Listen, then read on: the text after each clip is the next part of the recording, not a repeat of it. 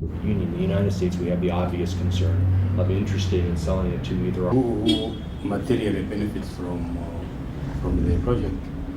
Nobody materially benefits from it because the Hunger Project has had to raise funds for the film budget. That's all. There's very little money recovered. The benefit is simply in the Peace Fund and the Hunger Project's desire to do something about ending hunger and also about exposing Africa to the world. There's a lot of goodwill that's involved with a film like this, flat out. More understanding, about the world community. It's almost in some respects like the people coming together to Situation. So there's something going on. You know, that's what some of the questions were meant to address your opinions about that. Okay. Well, you know, one feeling I have after, going through all of this, audience participation. This kind of work, this is such a friction point in the world, like the professor said, that we come and we play in other countries, we all know this is what we do. To me, the lubricant needed to be applied in our two countries' friction. And that lubricant for me was communication. I think half the problems disappear when you simply have a beer together, if you want to really summarize it. Then you have a little bit more friendship with which to go on and deal with the half of problems that are remaining. And so I felt that this, coming in and doing movies that simply expose the humanity of each other was what I was dedicating myself to. And that has expanded now to Soviet Americans bebopping down a road in Uganda making a film about these people.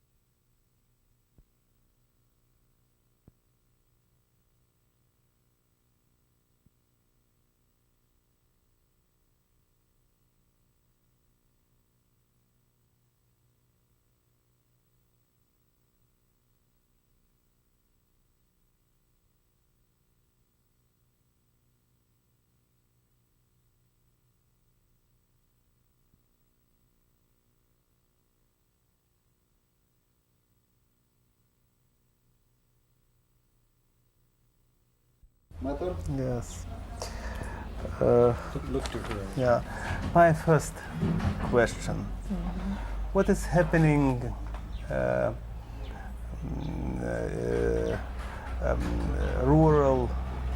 in rural Uganda today? Wait, ask it. My first question. What is happening in rural Uganda today? When you talk about rural Uganda in Uganda, you are actually talking about 97% of the whole country, because in Uganda, 97% of our people actually stay in the rural areas. What is happening in those areas today is rehabilitation of the social amenities, because most of these had actually broken down. So we are rehabilitating the roads, the hospitals, the schools, the water, everything is being rehabilitated. But as far as the individual people are concerned, they are rehabilitating their farms, and a lot of agriculture production is taking place in the rural areas. Okay. I'm going to ask you about typical life on a typical farm, dealing with things like spirit, commitments of the people, homes, dreams. This is the thing, so I'll ask you this. Could you give her Could you give us a portrait of typical life on a Ugandan farm?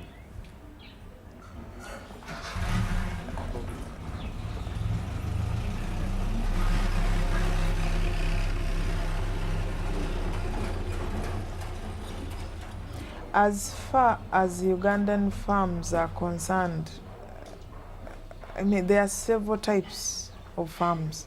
So I'll maybe give you two. On a farm where they major in annual crops, you find that out of the 34 districts, 25 of these districts have 2 seasons per year. So where they grow annual crops, they plant two crops on the same field per year. So if you are talking about a typical, let's say, life on that type of farm, you find that at a time like this, they are busy, because this is January, they are busy opening up the land for the next planting season, but at the same time they are busy harvesting the crop for the second season of 1989. On a farm where we only have one season, for example, in a district called Kapchora, those people would normally be preparing their fields now, but they are also harvesting the crop of the last season. We also have pastoralists. Normally, Ugandan pastoralists are not nomads. So what they would normally be doing is things like looking after their herds, culling their herds, improving their dams, and now that we have started them on pasture management, opening the land for planting pastures next year. Now, when you talk about their dreams, their commitment, and what they hope for the future, most Ugandan farmers are convinced that with the facilities they have, the natural resources they have, and the labor, and now that there is peace in Uganda, most Ugandan farmers are convinced that they can become very rich because they have seen it happen to their neighbors within this country. You find that people, for example, who have been growing maize, where a farmer has been growing about 20 acres of maize, they have now gone up to about 100. Some people have gone from 20 to 200, and others have actually just joined agriculture, but they have gone from 0 to about 400 acres of maize. Quite a number of them borrowed and bought agriculture implements, and quite a number of them managed to pay off in the first year because they had 2 crops, so they grew 2 crops and paid off the loan. So when it comes to dreams, the most important thing to a Ugandan farmer is actually pay the school fees for his child. Somehow Ugandans are very committed to that. The moment they finish with the school fees, then they improve on their houses. In fact, when you hear Uganda government talking about development, I'm sure as you have been traveling around, you have seen several houses being built right from Kampala to the rural areas. So you can tell that that is the dream of these people. Pay school fees, improve your house. And then everything else is supplementary to that.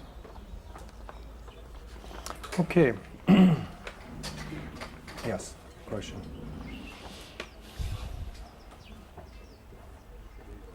My question? No, I don't. Okay. What are the major successes that the rural farmer has made over the past few years?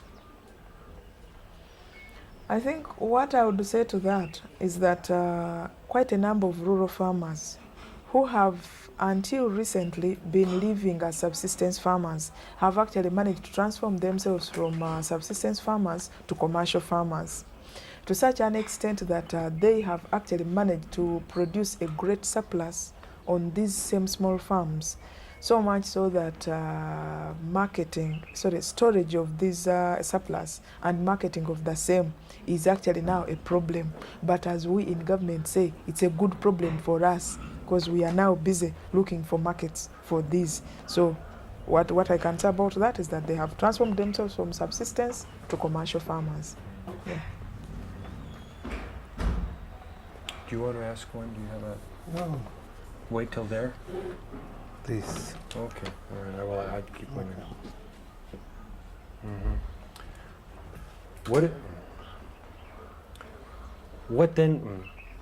What are the major challenges that you see lying ahead for the rural farmers? I think the biggest problem the rural farmers have now is credit, because on any farm, the needs we have as farmers are three. That is land, labor, and capital.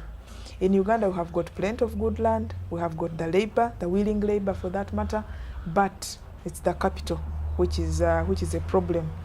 We do not have a lot of money to be given to these farmers in form of credit. In fact, the few credit programs which have been started have been sort of been swallowed up by these farmers. We can never have enough money to lend these farmers so that they can improve their production. And because we do not have enough money, we have a problem getting farmers to use better farming implements. We have a problem getting them to build better stores for better storage and handling of crops. And once again, because of that problem of credit, even the people who are ready to deal in crops do not have the money to buy the crops in order to export them. So this business of credit for agriculture, right from agriculture production, handling to marketing, is actually a big challenge. And the day we solve that, I'm sure we shall have solved one of the biggest problems in Uganda. Okay. What programs and policies are you personally working towards to assist the small farmer?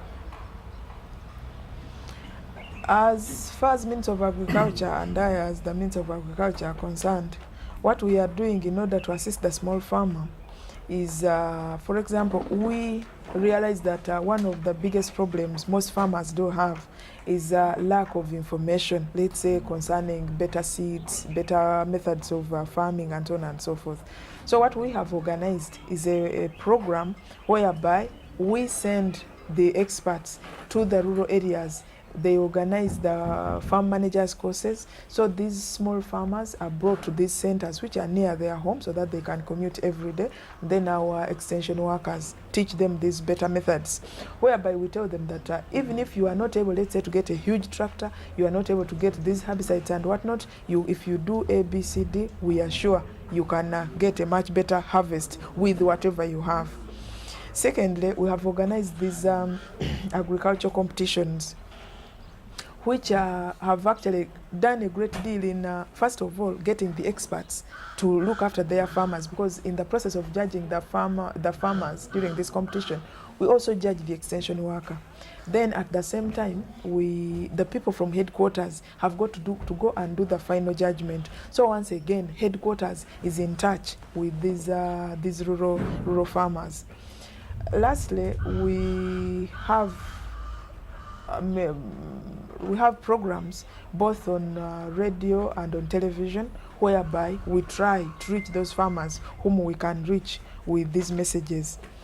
And also, besides all this, if I can go back to credit a bit, we have stopped emphasizing collateral as the biggest requirement in order for one to get a loan. As far as small farmers are concerned, we have come up with what we call a character loan.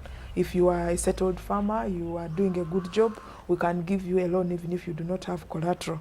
Together with that, we have come up with a contract farmers program, which once again looks at a farmer who looks very promising, but rather than take him through the process of writing a project feasibility study, appraisal, and so on and so forth before he gets a loan, we do all that for him, because for him he has already shown his commitment by what he has done, and we give him whatever he needs in order to increase his production, and he pays back government in form of production. Let's say if he's growing cotton, he would pay back in form of cotton. If it is maize, he will pay back in form of maize.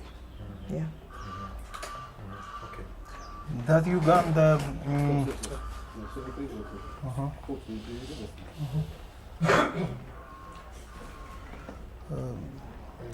Does Uganda.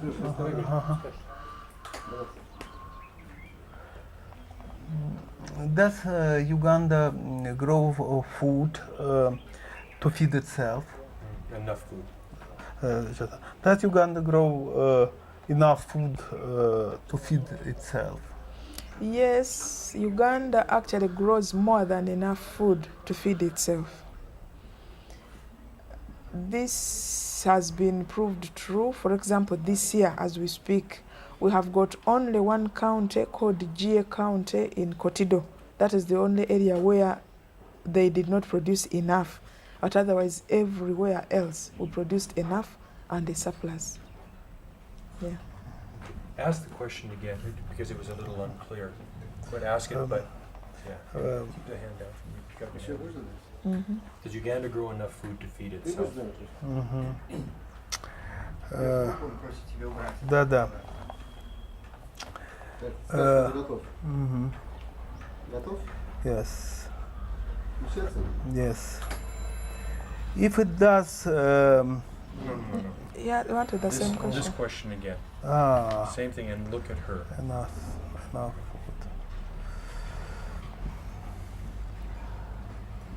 Does Uganda grow? Does Uganda grow food? Does Uganda grow enough food to feed itself? Yes, Uganda grows enough food to feed itself. For 1989, for example, it is only GA County in Kotido where the food produced was not enough to feed the people there. I think we have the answer to that. I just wanted him to Okay. restate the. Okay. If this is true, why then does chronic hunger still exist in Uganda? You see, it is one thing having the food, it's quite another eating the food. What sometimes happens is that food may be produced. In fact, quite a number of districts produce enough good quality food, but some people's eating habits sometimes don't allow them to eat the balanced diet. Sometimes even the method of preparation actually affects the way the food is eaten, because you find that some people are very, very fond of overcooking, whereby some values are actually lost in the process. At the same time, even if Uganda as a nation has enough food, that is no guarantee that every individual home has got enough food and in a balanced diet.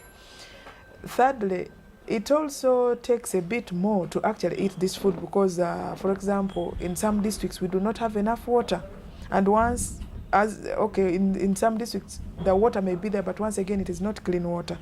And once you do not have the water, you do not have the things like the health centers in some places. If you are unwell, you find that somebody may have, let's say, worms. In Uganda, we still have them worms. That way, you find that somebody is actually chronically hungry because the worms are eating the food he's eating. So that is why you sometimes find that even if the food is there, some people may be hungry.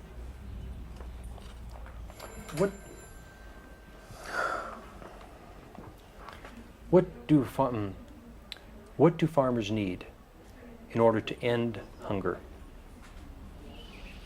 I think first and foremost, one of the things which is required by farmers, as I said earlier, is information. Because let's say this nutrition information should actually be disseminated, and we are trying to do that through our home economics section. Secondly, if we could have better food storage right from the farm, better handling methods from the farm to let's say to the markets, then a better distribution system, because sometimes you may find that there is plenty of food in one region and yet there is temporary famine in another, just because they have not yet harvested. So if we could improve on this business of storage, handling and distribution together with processing, because sometimes the women may get so tired that they either don't prepare enough food, because let's say if you have got to pound or you have got to grind it on a stone, you grind as much as you can, and when you get tired, you cook what you have prepared, and that's what will be eaten. So if even the food processing can be improved a bit, I'm definitely sure that Uganda can end this hunger here and there. What is the government's support with regards to the small farmer? As far as Uganda government is concerned, It actually depends on the small farmer. If anything, we normally say that the Ugandan farmer in general subsidizes government. So when you ask me the government support, I think all we are doing is first of all, we are putting those programs which I have already enumerated in place, things like the rural farmer scheme, so that we can assist the rural farmer without a lot of requirements. Secondly, we are trying our level best to get the extension workers mobile, and as I speak now, in the Ministry of Agriculture, each district has got one vehicle or two, or one vehicle plus a motorcycle, so that these extension workers are mobile and they can get to these small farmers. And we are also trying to organize to get the marketing of the food done not only by the government but by most of these people who are actually in the producing areas, so that let's say the small farmer can sell whatever surplus he has and achieve his hopes.